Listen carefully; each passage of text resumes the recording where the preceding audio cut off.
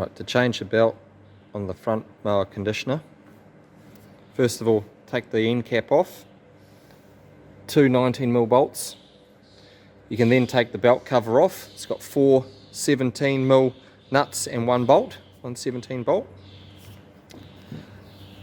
The belt tension is 10 to 15mm of deflection for push-in,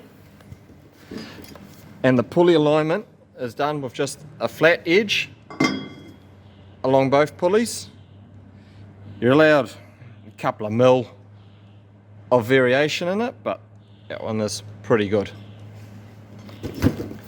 To relieve the tension, to take the belt off, this 17mm nut on the slot, undo that. You don't have to take it right off, just slacken it off. These three 19mm on the back side here with the nuts, slacken them off, and you'll probably have to slacken off this big 30mm.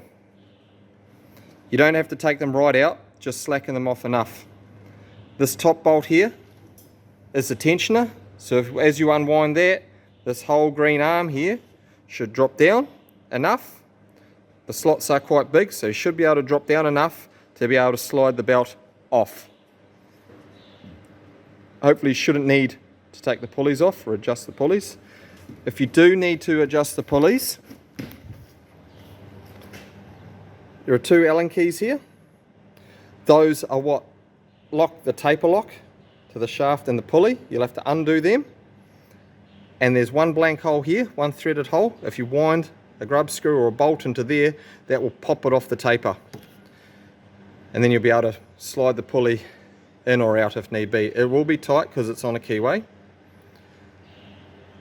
To set the pulleys, you'd have to take your the grub screw or bolt out of here that we use to relieve the taper lock, and then wind them in to these two holes, and you'll just have to wind them up evenly back and forth until they're tight.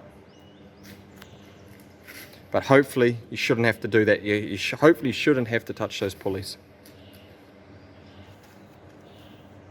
Then it's all in the reverse procedure. Slide the belt on, wind this until you get your 10 to 15mm of deflection on the belt,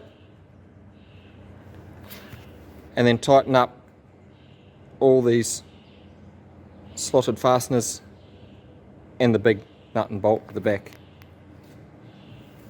These adjusters here on the bearing housing, there's one there and one underneath.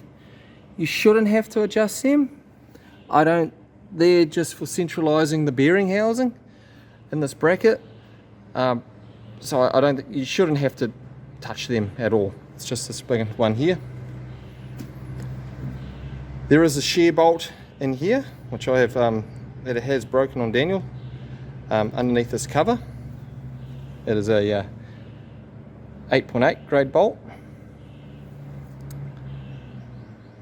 So once you've got that set, the belt tension right, you can put the cover back on, and you can put the end flap back on.